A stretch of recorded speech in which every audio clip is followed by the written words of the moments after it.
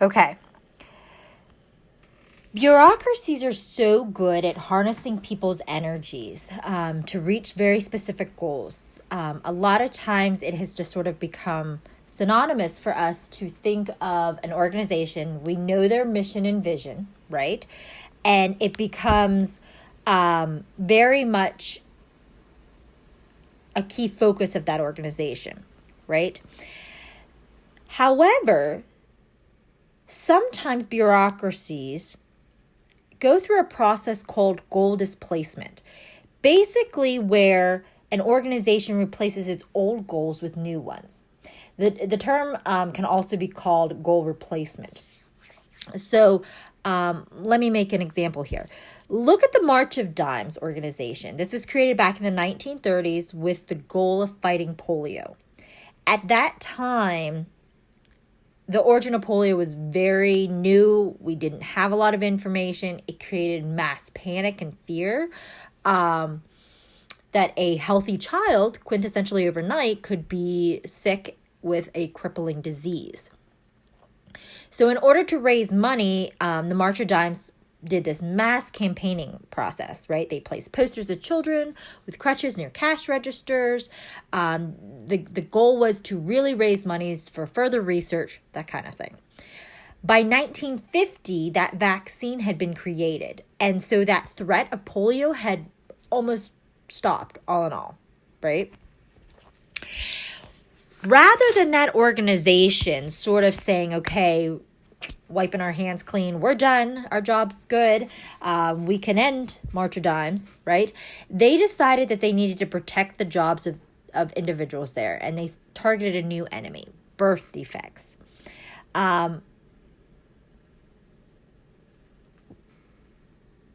Officials came up with a new slogan at that point: stronger, healthier babies. They made it so vague that it would ensure that that organization existence would quintessentially go on, right? There's always going to be a need for healthier babies, right? Stronger, healthier babies.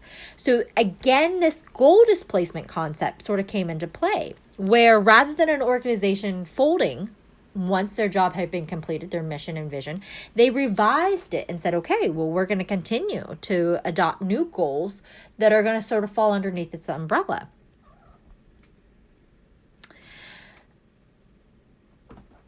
So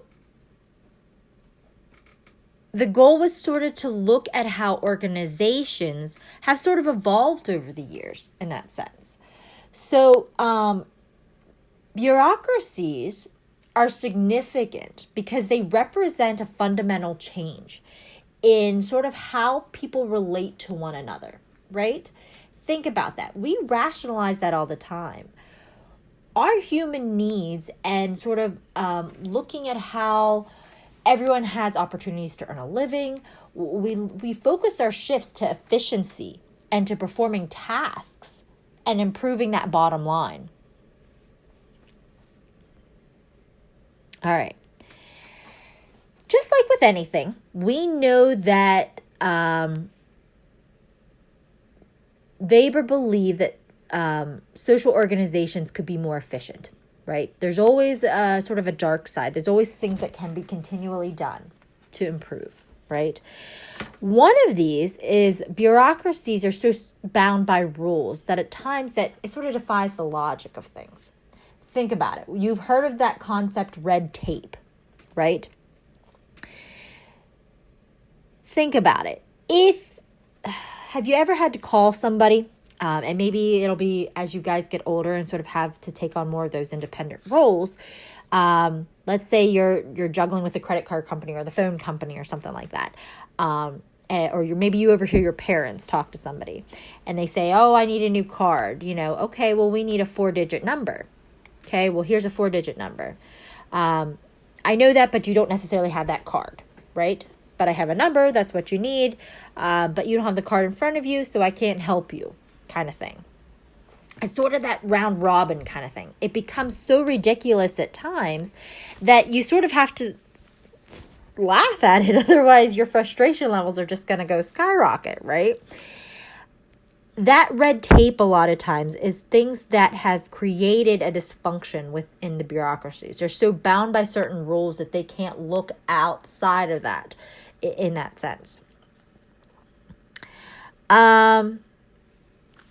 Look at bureaucratic alienation, right? We have in every kind of bureaucracy, there are roles, rules, and functions for each worker that works at a place, right? A lot of times workers can start to feel like they're more like objects versus than people, right? Marx utilized that term alienation, right? Which is a term he'd used for the workers' lack of connection to the product of their labor, right? It's sort of when workers are being assigned very repetitive tasks on a very small part of a product. And at times it can lead to a sense of powerlessness and normalness. So you're not feeling connected. There's that big disconnect that's happening there. Workers used their own tools at times to produce an entire product. Before industrialization, right? People would make chairs or a table or whatever it was, because that's what we did. You started from the beginning and you worked it until the end. Once capitalists began to sort of own those tools, the machinery, the desks, the computers, rather than having one person labor over that one product, right? They then began to assign each worker a single step in that production process. So it became very repetitive in the process that they took, where the workers no longer were identifying with that end product. They became very estranged to just their job and not necessarily looking at the overall end product and of course the work environment that was occurring.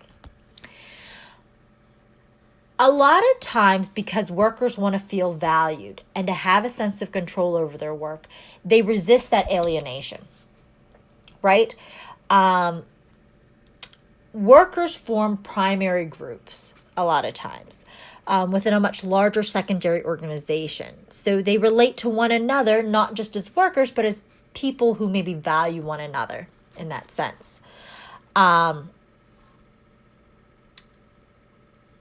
They band together, right? Workers will go have lunch together, maybe sit around desks, sort of that water cooler kind of joke, you know what I mean? Like, maybe they'll go grab a drink after work, whatever the case is.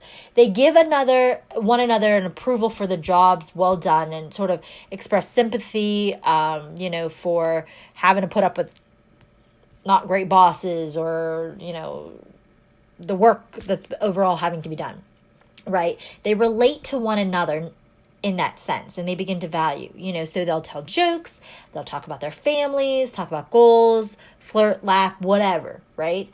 So it adds another multi-dimension to somebody's work when those relationships sort of help them bring that sense of being together, rather than just feeling those cogs in the machines like we had talked about. That's important. Because that alienated bureaucrat is one that's going to feel trapped by their job. They're not going to take initiative. They're not going to want to do anything beyond what's being asked of them. And they're going to utilize those rules to justify doing as little as possible in that sense.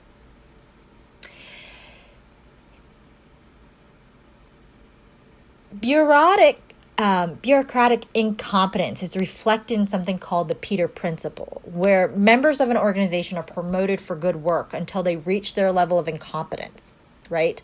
So if that principle were generally true, then, right, bureaucracies would be staffed by incompetence and would fail. In reality, bureaucracies are very highly successful in that sense. And a lot of times it's because people are resisting the alienation. Think about other examples of it. If you have somebody that decorates their cubicle, right? Or you have teachers that decorate their classrooms, right? It's giving them a way to avoid depersonalization in a very bureaucratic economic machine environment. They bring pictures of their family. They make it very personal, where it doesn't feel like it's just that in and out, that ability to be replaced kind of concept. We also know that technology has greatly changed the way that our lives function on a day-to-day basis. We know that telephones and other kinds of mass media things have obviously changed the way that bureaucracies and we all interact. We've talked about this multiple times with globalization, that kind of concept.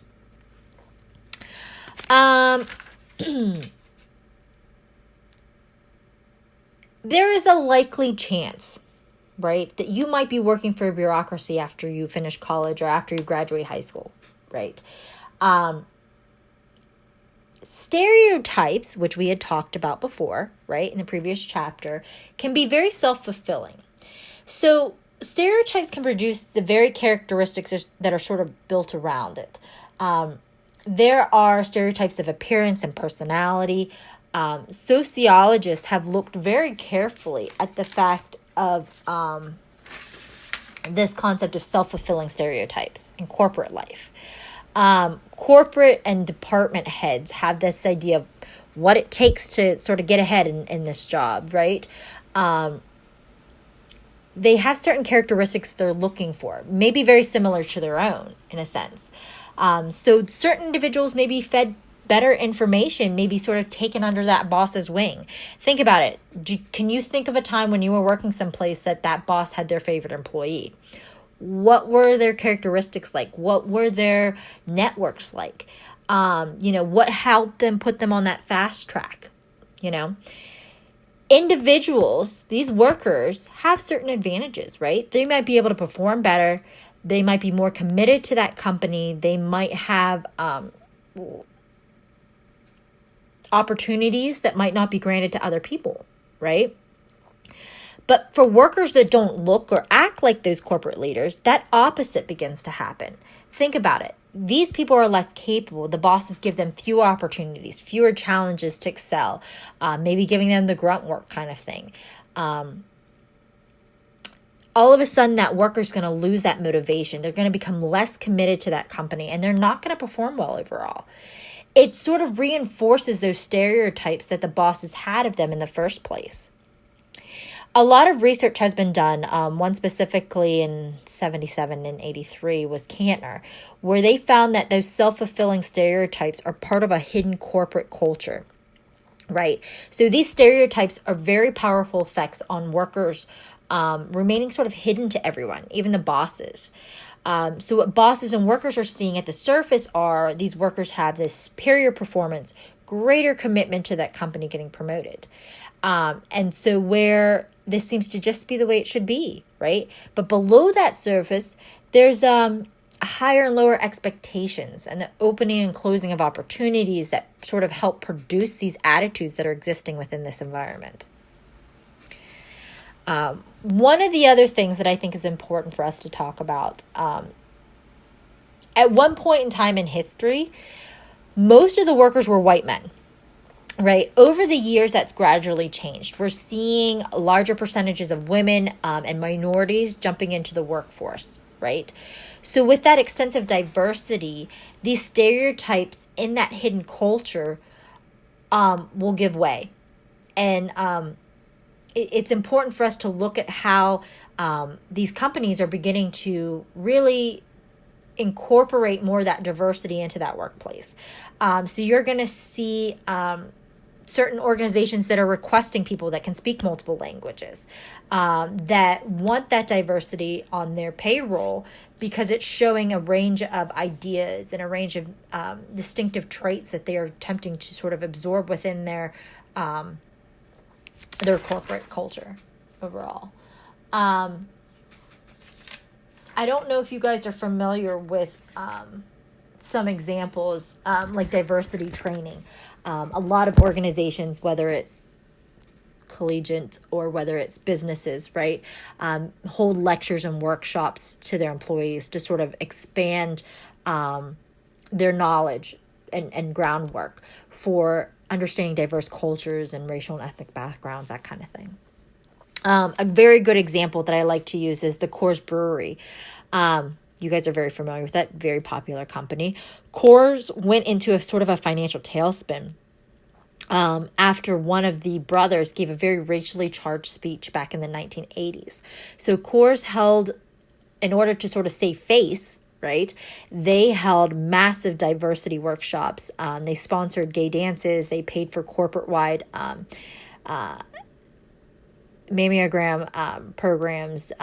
They opposed an amendment to the Colorado Constitution that would ban same-sex marriages. That company sort of had to do quite of a change to sort of bring back populations of individuals that were utilizing their product. Coors even adopted a new slogan, Coors Cares, right? It doesn't necessarily mean that Coors cares about diversity necessarily, but it cares about, is the same as any other corporation, that bottom line, right? That they don't want to lose those profits at the end of the day over comments that are being said or things that are being done. So companies promote that diversity, at least at face value, whether or not that really stems down deep into their core beliefs, I'm not sure at times, but we know that those, not necessarily the sincerity of those corporate leaders is what's important. It's the fact that diversity is in the workplaces. Another example is Pepsi, right? As a means to do a lot of diversity training, those managers were given certain assignments as sponsoring groups of employees who are unlike themselves. So men would sponsor women, African Americans would sponsor whites, and so on. So those executives are expected to try to understand the work situation from the perspective of people that didn't necessarily encompass their own group, right? To look at key talents and sort of look at the idea of accountability that's being built into this, where those sponsors have to give updates to the executives even higher up. So what Pepsi found and a lot of these other companies found were that while they were forcing people to participate in diversity programs, right, and of course doing that bare minimum to prevent lawsuits happening, it was also setting up these companies to be held accountable. Increase the diversity of that company's workforce, really expand and begin to look at other ways in which companies can reach these goals, reach more people in that sense.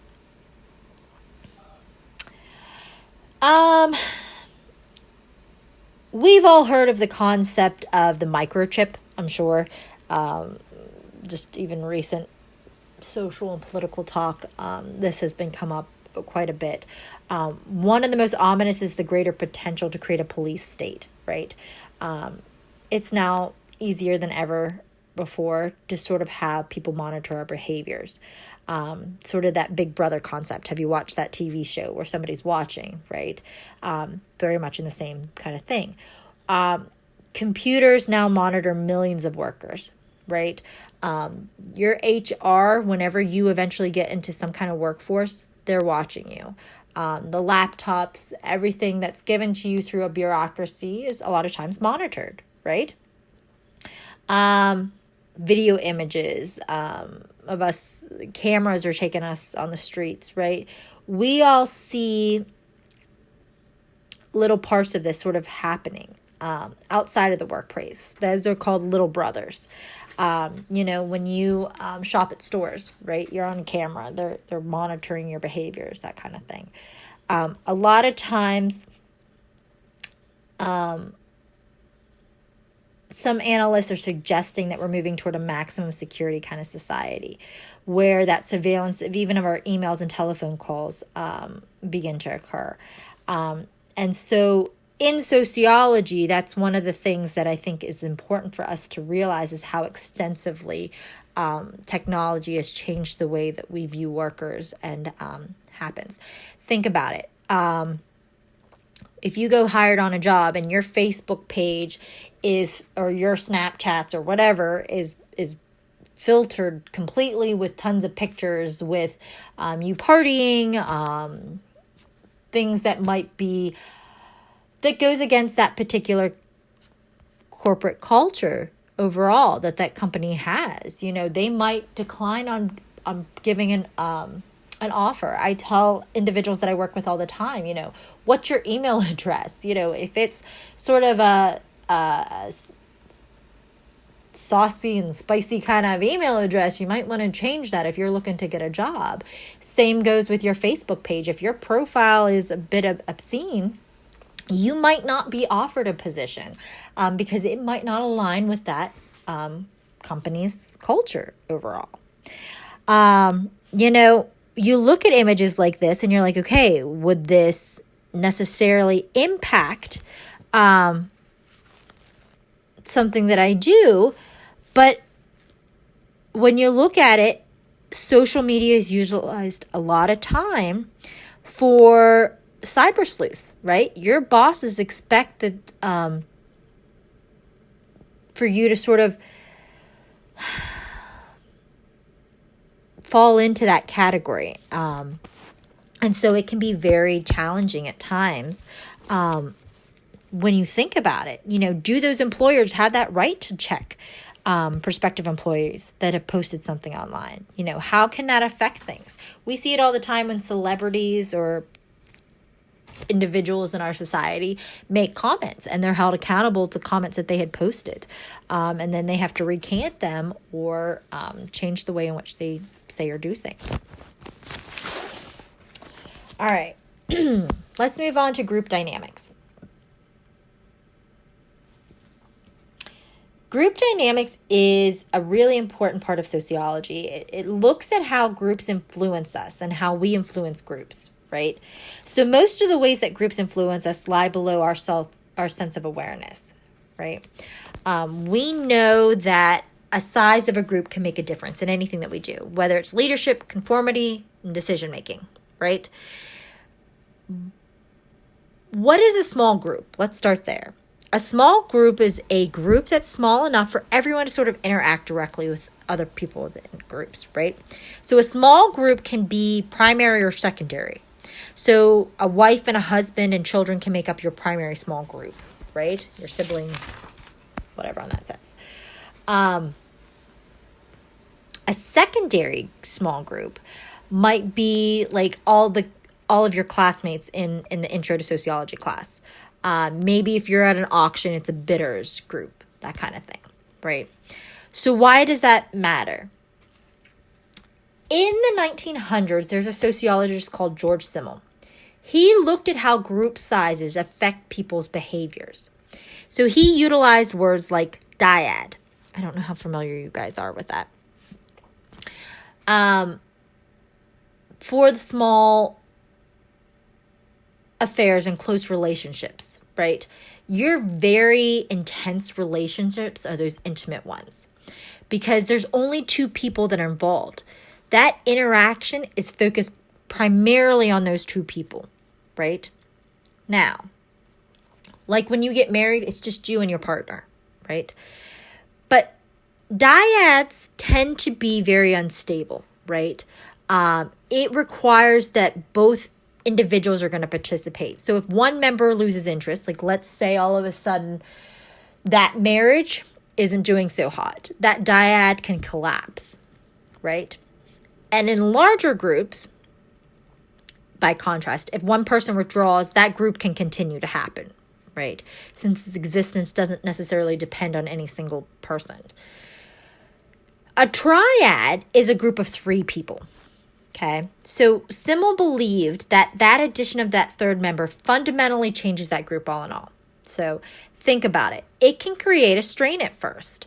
Think about it. When a couple has a child, right, sometimes that can be really hard on that couple because they lose touch of that relationship themselves.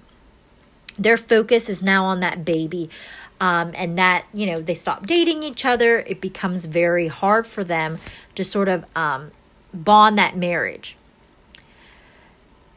Now, think about it though. That marriage is still much stronger than a dyad because that intensity of that interaction is less in triads. They give a greater stability to that relationship. Okay. Simmel believed, yes, triads can be unstable, but they tend to produce something called coalitions. Coalitions are where two group members align themselves against one another. So that is a tendency that tends to happen. For two people develop stronger bonds and prefer one another, and can sometimes leave that third person feeling hurt and excluded sense. Sometimes there's a mediator, sometimes that person is the one that they go to for certain things, right? Think about it all the time. You and your parents, right? There's probably one you drift towards. There's probably one when you go to when you're having a bad day, or one when you want something, right? It's that general principle that as a small group grows larger, it becomes more stable. But that intensity or intimacy begins to decrease. Does that make sense? So look at this group. That connection among people sort of multiply. So in a dyad, there's only one relationship.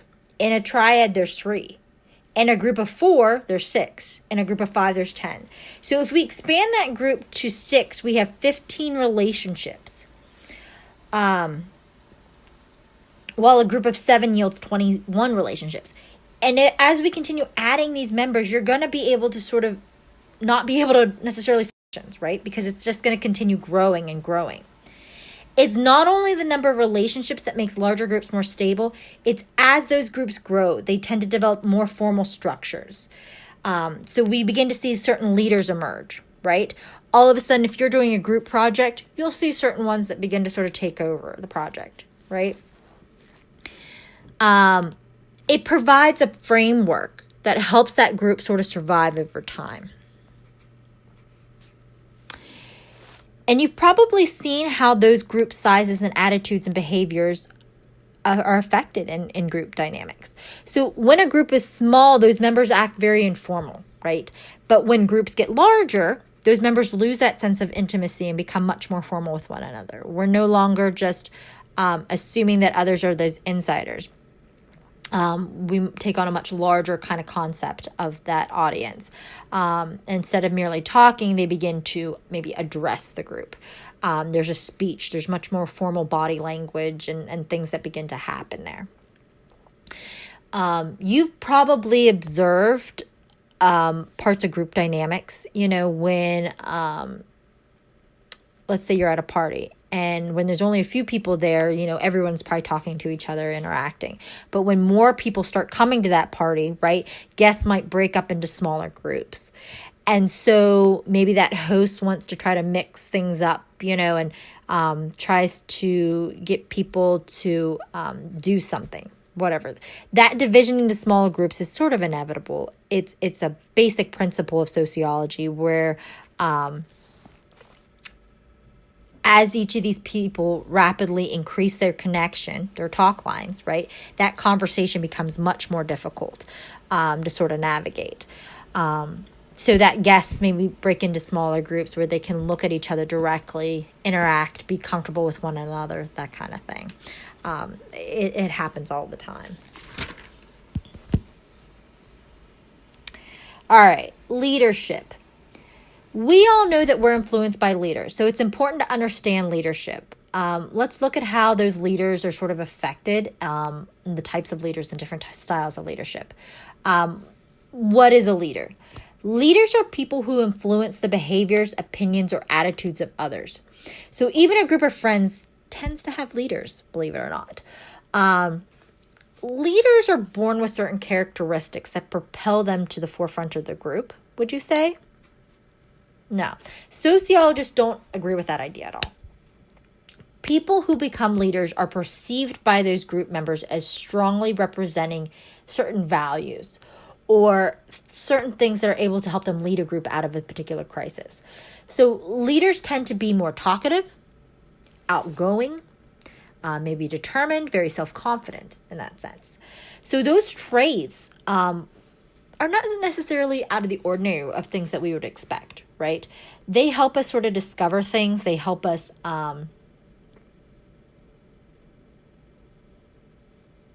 sort of look at things a little differently in that sense. Now, there are two types of